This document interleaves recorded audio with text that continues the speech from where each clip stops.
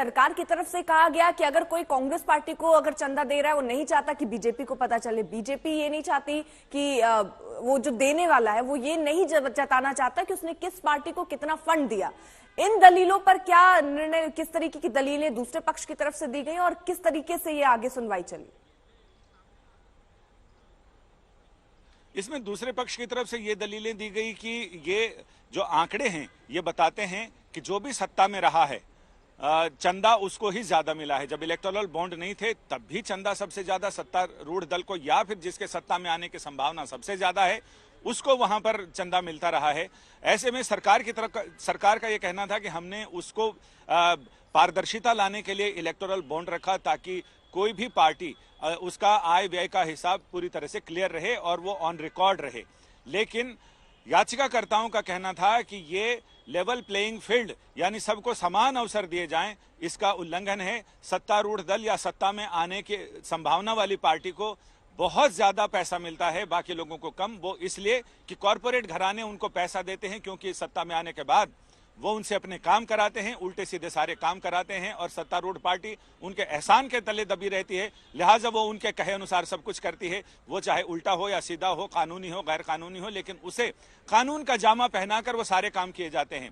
और ये भी कहा गया कि ये गोपनीयता, ये लोगों के सूचना के अधिकार का हनन है और इसको सुप्रीम कोर्ट ने भी माना है। सुप्रीम कोर्ट ने अपने फैसले में साफ कहा है कि राजनीतिक दलों को कहां से कितनी फंडिंग हो रही है ये जानना जनता का अधिकार है और जनता के अधिकार में स्पष्टता होनी चाहिए।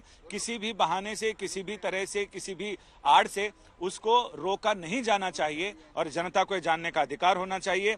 और कोर्ट ने यह भी कहा कि काले धन पर अंकुश लगाने के उद्देश्य से सूचना के अधिकार का उल्लंघन करना कतई उचित नहीं है। ये बड़ी बात सुप्रीम कोर्ट ने अपने फैसले में कही है। उनका ये कहना है कि ठीक है, आप काले धन पर रोक लगाने के और भी तरीके हो सकते हैं, लेकिन सूचना के अधिकार का हनन किसी भी सूरत में नहीं होना चाहिए। सूचना का अधिकार वो जनता को दिया हुआ एक बहुत बड़ा हथियार है और किसी भी बहाने से कि हम काले धन पर अंकुश लगाना चाहते हैं इसलिए जनता को इसकी सूचना नहीं देंगे, ये नहीं होना चाहिए। यानी अब कोर्ट का फैसला, निर्णय धीरे धीरे पूरी तरह स्पष्ट हो गया है, जिसमें जनता के काले धन के इस्तेमाल को रोकने के मुकाबले जनता के अधिकार को तरजीह दी है सुप्रीम कोर्ट ने। और सुप्रीम कोर्ट ने कह दिया है कि संविधान के इस मामले में सुप्रीम कोर्ट आंखें बंद करके नहीं रह सकता है। यानी साफ कह दिया है, केवल इस आधार पर कि हम काले धन का इस्तेमाल रोकना चाहते हैं, सिर्फ इस आधार पर जनता के अधिकारों का हनन नहीं किया जा सकता। ये चुनावी बॉन्ड पर ही ये फैसला आ रहा है या गोपनीयता को लेकर कि इससे जानकारी जनता तक नहीं मिल रही और उनके सूचना के अधिकार का हनन है, ये किसको लेकर दरअसल ये फैसला आता हुआ? असल में जो इलेक्टोरल बॉन्ड का मामला है, ये जो स्कीम है, सरकार की जो ये नीति है, सरकार की जो पॉलिसी है, इसमें ये कहा गया कि इलेक्टोरल बॉन्ड एक ऐसा सिस्टम होगा जिससे राजनीतिक पार्टियों को मिलने वाले चंदे का पूरा हिसाब किताब रहेगा। अभी तक नियम यह है 20,000 रुपए से कम अगर चंदा होता है तो राजनीतिक पार्टियां उसका हिसाब देने को बाध्य नहीं है। 20,000 रुपए से ऊपर का चंदा मिलता है तो वो हिसाब देना पड़ता है। लेकिन अब ये इलेक्टोरल बॉन्ड में 1,000 रुपए से लेकर और 1 लाख रुपए तक के बॉन्ड अगर आप खरीदते हैं तो आपका सारी सूचना आपकी दर्ज होती है, किसने लिया और किसके लिए लिया। उस पार्टी को 15 दिन के अंदर वो इलेक्टोरल बॉन्ड अपने जो रजिस्टर्ड खाता है, बैंक खाता अकाउंट है, उसमें जमा कराना पड़ता है। 15 दिन से ज्यादा हो गए तो बॉन्ड निष्क्रिय हो जाता है, फिर उसका पैसा नहीं होता। लेकिन ये जानकारी जनता को नहीं दी जाती। जनता को नहीं पता चलता कि किसने बॉन्ड लिया और किसको दिया।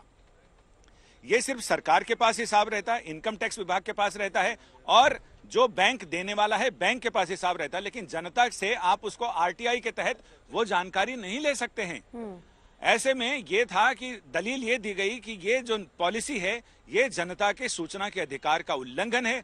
जनता को ये जानने का हक है कि उसका पैसा कहां जा रहा है, वो जो टैक्स पे कर रही है या फिर जो लोग राजनीतिक पार्टियों को दे रहे हैं, जिस पार्टी पर हम भरोसा करते हैं उसको कितना पैसा जा रहा है, बाकी लोगों को क्या जा रहा है। कोर्ट ने इसे बहुत गंभीरता से लिया है और कोर्ट ने अपने निर्णय में यह साफ कहा है कि जो ये सूचना के अधिकार का हनन हो रहा है, जनता को नहीं बताकर जनता को जानने का हक है। यानी कुल मिलाकर इलेक्टोरल बॉन्ड और इसमें वर्णित गोपनीयता के अधिकार को, इलेक्टोरल बॉन्ड को तो सही माना है लेकिन गोपनीयता के जो पॉलिसी है उसको कोर्ट ने स्ट्रक डाउन कर दिया है। ठीक है, बहुत बहुत शुक्रिया संजय तमाम जानकारी के लिए।